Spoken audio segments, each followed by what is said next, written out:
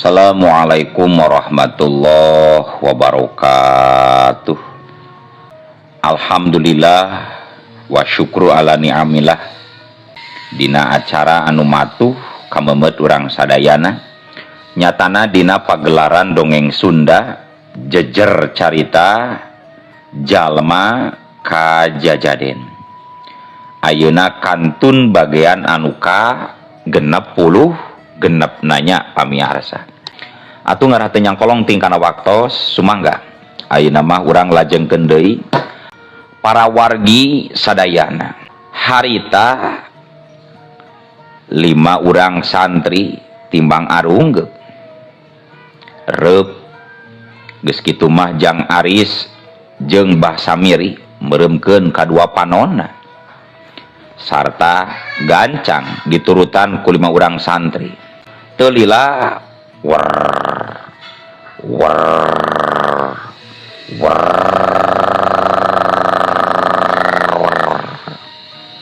sanggeus aya kana sabaraha kedapan Jang Aris jeung Mbah Samiri meureumkeun panonna.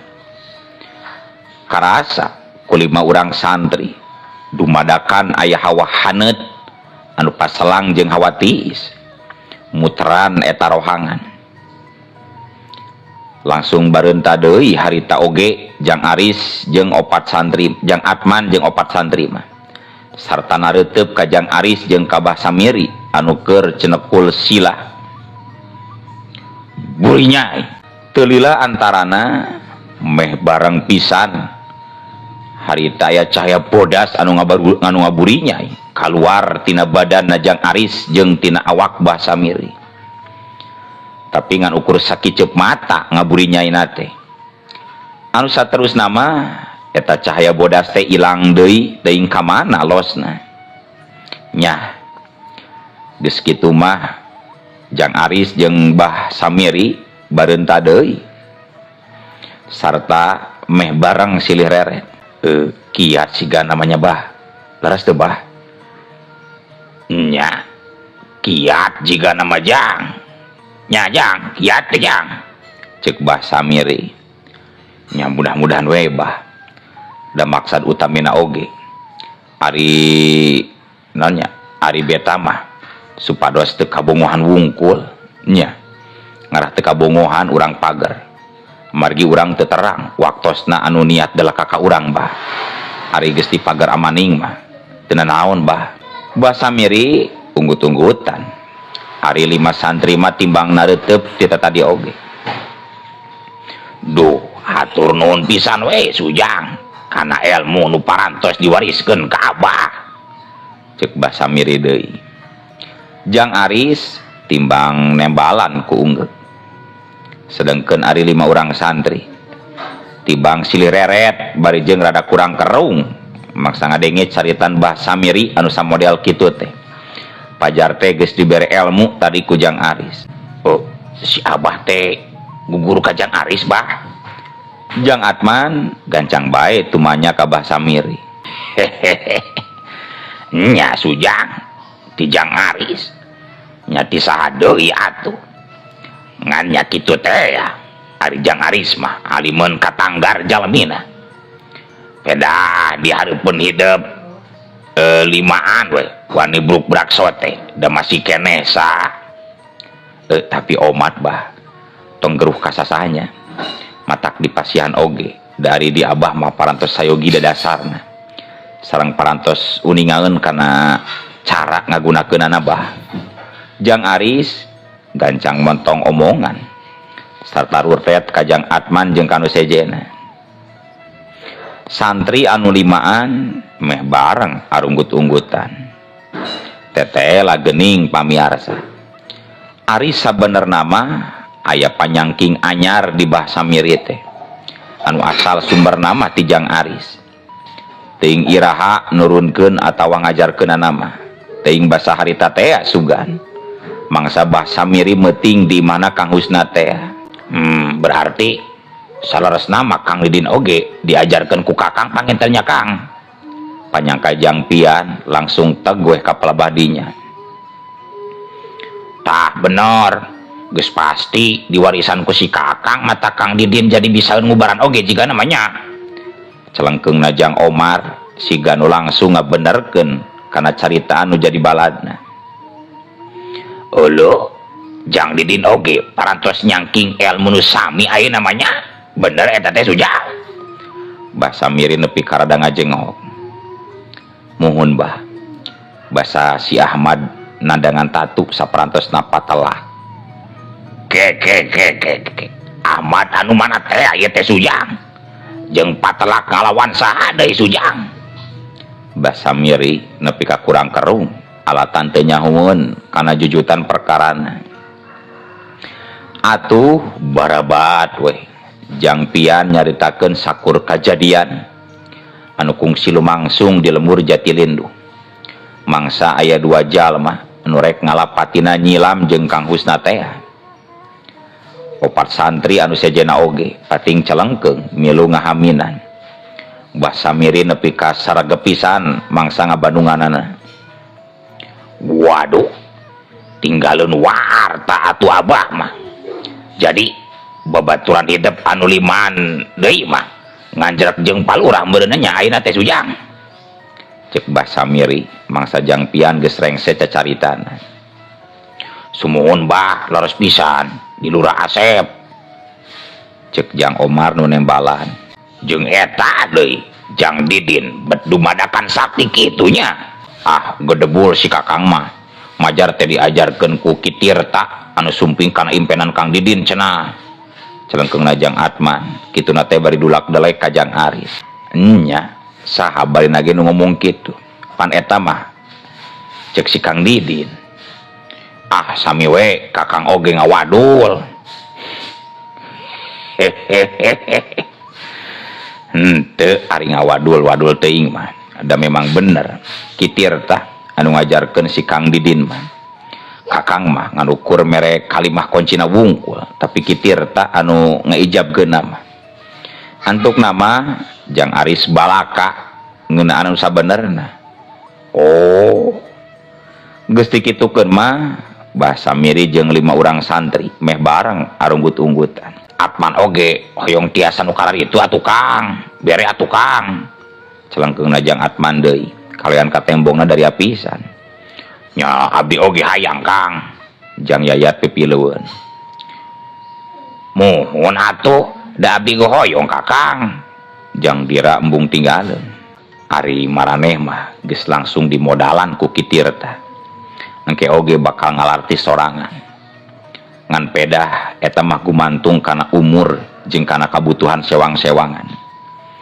Jadi teu kudu sisirikan jeung tong loba hayang gurung gusuh deui. Sangkan leuwih kaharti sagarupana. Ibarat urang lumampah ka dieu. Pan ari bari lulumpatan mah loba anu teu sidik kana kayan di jalan teh. Teu katitenan sakabehna. Coba lamun lumampahna antare geus tangtu di jalan teh bakal leuwih telek kana kayaan sapanjang jalan anu kaliwatan. Manggihan tunggul anu aya lemberan misalkeun atawa aya supa payung sanajan geus jadi tunggul tapi masih kene mampu mere mangpaat ka jalma anu mikaresepna. Anu perkara eta teh geus tangtu aya bahan tapakuraneun pikeun urang anu nempona. Kitu ta barudak.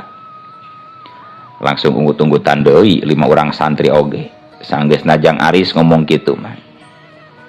Kahartieun meureun komo narajang di Mbah Samiri mah. Sajeroning unggut-unggutanana teh make jeung dibarengan ku ngacungkeun 2 jempolna sagarupa.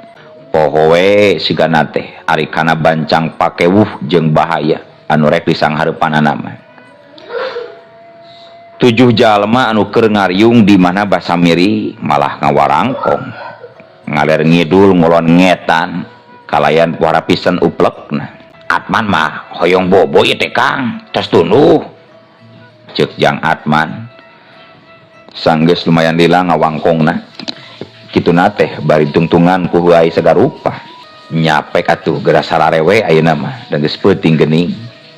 Geus kitu mah 5 urang santri pating goleta dina amparan samak pandan. Mbah Samiri gancang mang nyokotkeun anggal ti rohangan kamarna. arembungan limanana oge mangsa rek dipangnyokoteun sarung pikeun simbut nama. Keur mah kayan beteung anu geus seubeuh alatan dieusian sanguliwet katurug-turug wanci geus mimiti ngagayuh ka tengah peuting. Jaba geus nyorang lalampahan anu pohara pisan jauhna. Antuk nama dina waktu anu tepati lila oge. 5 urang santri geus ngageureubra-tibra kerek sare kerek nyegrek. Nya sok sanajan lumampahna ti jati rinduh ka eta lembur teh teu lila-lila teuing siga jalma dina umumna. Tapi keukeuh we ari kacape mah aya da bubuhan geus meres tanaga sarta kawatesan ku jatining diri anu pada-pada masih keneh kakurung ku nu ngaranna raga. Iwal Jang Aris jeung Mbah Samiri anu teu pipilueun ngagoler teh malah uplek deui duanana ngawangkong siga anu taya pitunduheun saeutik-eutik acan.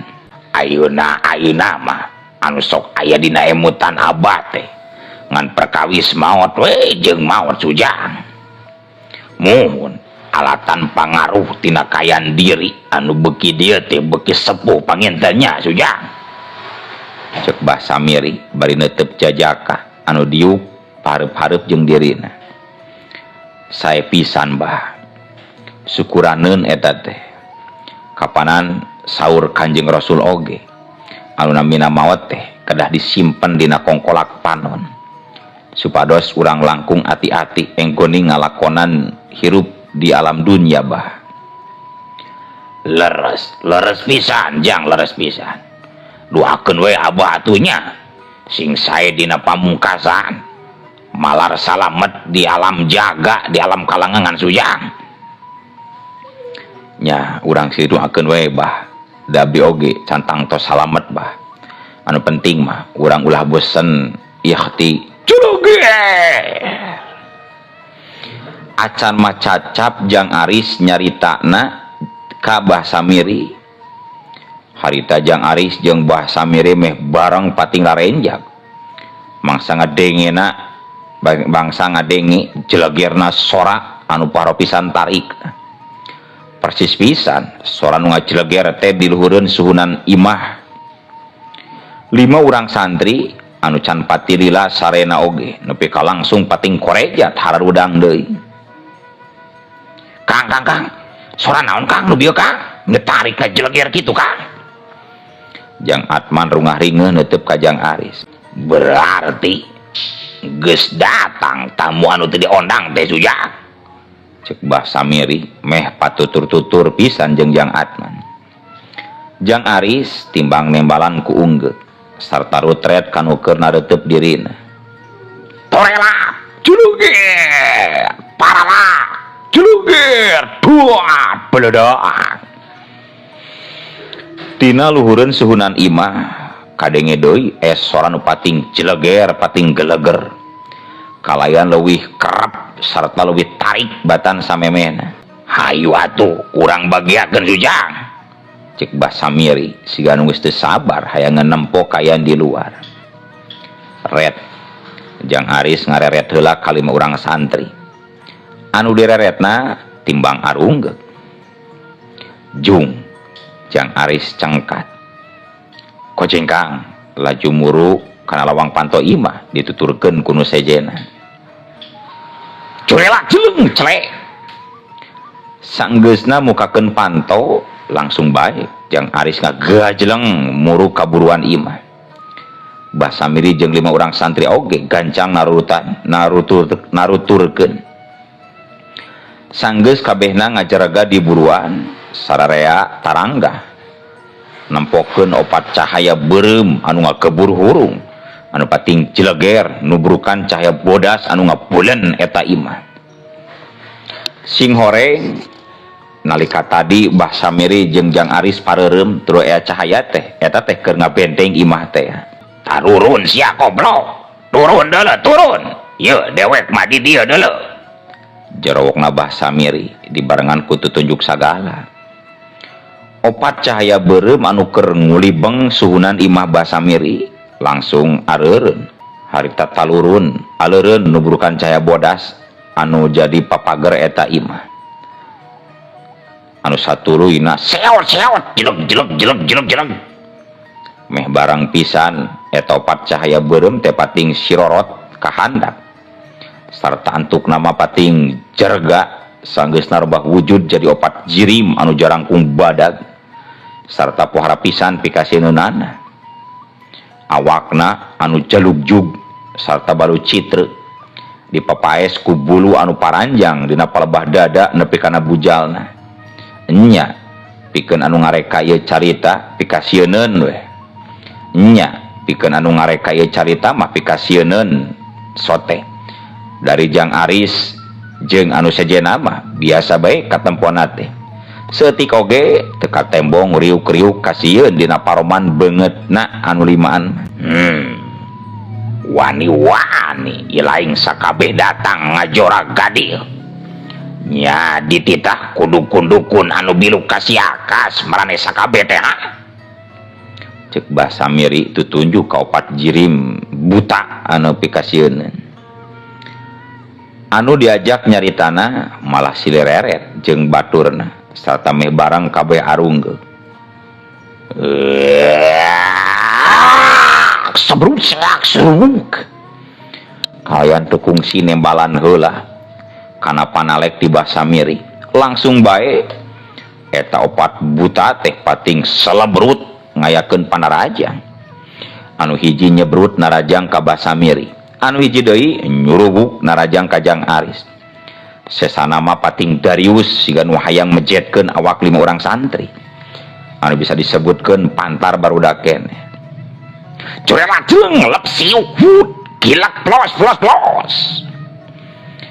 tapi Jang Atman jeung opat baladna oge lain budak samanea atuh lain budak punten tapi Jang Atman jeung opat baladna oge lain budak semea punten lain budak samanea maksudnya lain semeanya sakur panarajang anu pating surubuk sarta pating selebrut kabeh oge beunang disingkahan kalayan siga nu gampang pisan kitu deui jeung Jang Aris katut basa miri ya siuk wow siuk sebrut selubuk plos ya kilak jualit antuk nama galungan geus teu bisa disingkahan deui lumangsung kalayan pohara pisan campuhna di buruan eta imah anu dijadikeun pakalangan ku opat jirim anu pikasieun jeung ku 7 jalma anu aya di pihakna basa miri Jang Aris jeung basa miri tandang makalangan hiji lawan hiji Jang Atman mah ngarempug ku tiluan mangsa nyang hareupan musuhna teh ari musuh hiji deui mah disanghareupan ku Jang Yayat jeung ku Jang Pian ya eueup jirim anu pikasieun nyurubuk deui rek ngabejadkeun sirah Jang Aris lap hut plos kepret gancang Jang Aris ngelok sarta meh barang pisan jeung ngeplosna panarajang lawan sakilat Jang Aris ngajenggut bulu-bulu anu meh nutupan kana bujal anu jadi lawan walah jirim buta nu pikasieun anu jadi lawan Jang Aris nepi ka langsung kokok-wowongan ngarasa peureus siga nama dijamret bulu anu dina dadana walah jengkang kebut disejen pihak oge lawana basa miri oge kadenge ngagoak disusul ku awak anu ngajengkang sarta antukna ngagedebut ninggang lemah tetela masih kene kelas teri lamun dina tinju atawa dina MMA teh mah kamampuan eta opat buta anu pikasieun teh buktina karek dina sabaraha geprakan oge geus aya nu ngajengkang ku panarajangna basa miri kurang ajar sia manglug benjel lawan Jang Aris anu langsung bolenang bulu-bulu anu nutupan bujal dosolna uburi lengan siga pohara pisan keheuleunan montong ngagugu kana parentah jalma sarakah bisi cilaka tah cek Jang Aris kalian pohara pisan tenangna montong loba bangcot sia jurig lebok wae ya sebrut lawan Jang Aris narajang deui pereupna nepi ka bangbaraan ngahiung rek mepeg beungeutna satsea mangsa perepelawan geus nampe pisan kana beungeutna gancang bae Jang Aris mundur heula salengkah sarta sakilat mapag panarajang lawan ku pereup katuhuna siuk deus kaduk deus ulah carijeg karemeng sanggeusna diadu pereup jeung pereupna Jang Aris eta jirim buta anu pikasieun teh langsung ngagoak sarta jumarig jeung undur-unduran anu saterusna make keremengan siga anu nyerieun pisan. Wah bener-bener sakti geuning Jang Aris teh euy. Jeung ora kene pisan geuningnya nya eta geuning anu barak kene oge meuni geus sarati kitu nya barisaan jeung waranian ngalawan buta-buta anu garoreng patut tepati jauh ti buruan imah Basamiri tetela harita geus loba warga anu ngadon lalajo sigana mah pangna daratang ka dinya teh alatna dibejaan ku anak-anakna Basamiri da buktina anak jeung minantu Basamiri oge araya di dinya di antara puluhan warga nu keur lalajo.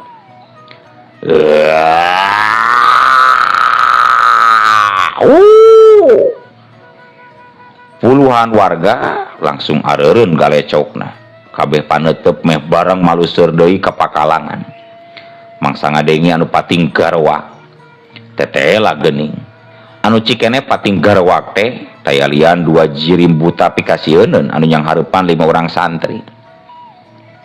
So lamun keukeuh rek neruskeun galungan kapaksa kuring oge kudu ngabinasakeun anjeun cek Jang Aris netep seukeut kanu jadi lawana anu harita geus saega deui pikeun narajang set teu kungsi nembalan gancang bae jirim buta anu pikasieun nyokot ancer-ancer pikeun ngayakeun deui serangan burinya esau barang musuhna rek ngagajleng pisan sakilat Jang Aris ngadorongkeun sabelah leungeunna disusul ku ngablesatna cahaya bodas juluger dua paralak dua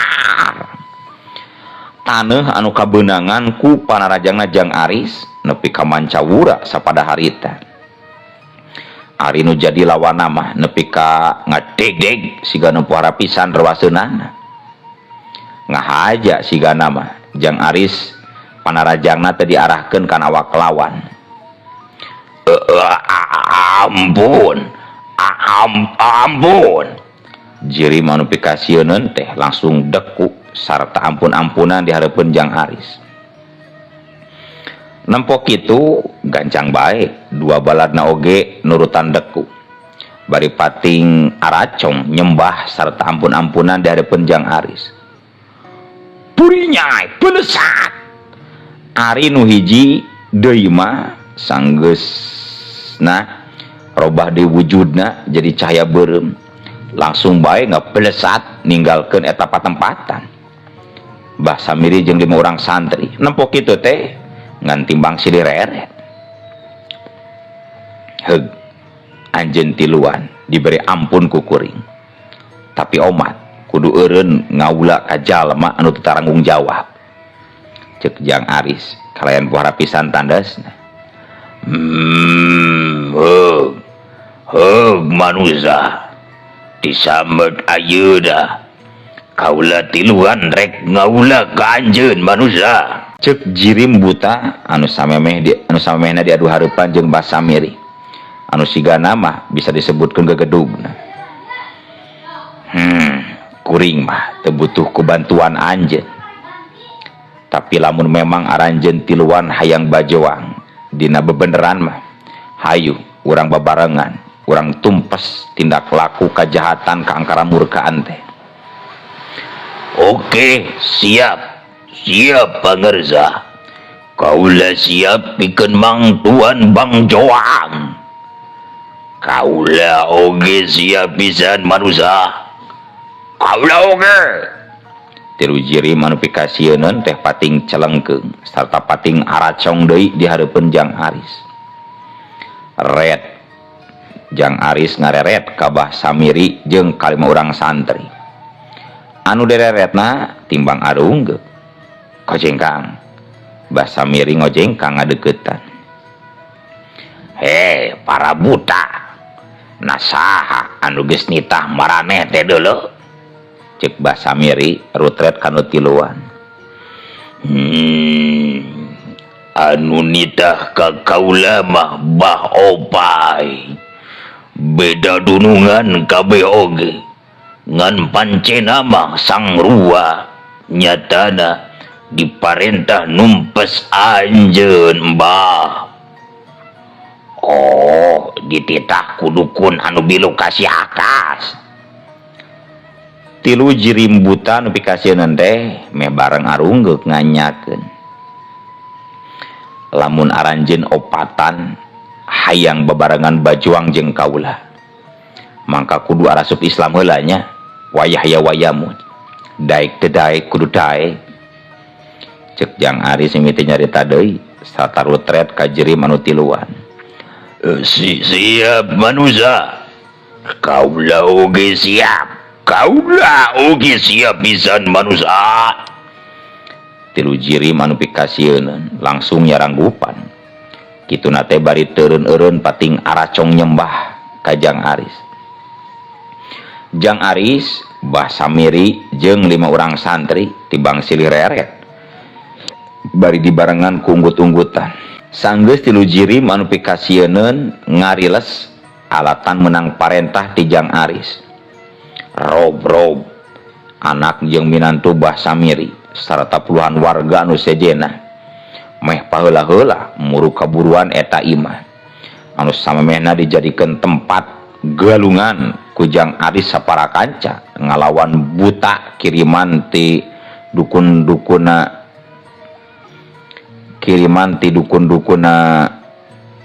Pak Akas. Tapi nalika keur kitu waktosna. Assalamualaikum warahmatullahi wabarakatuh.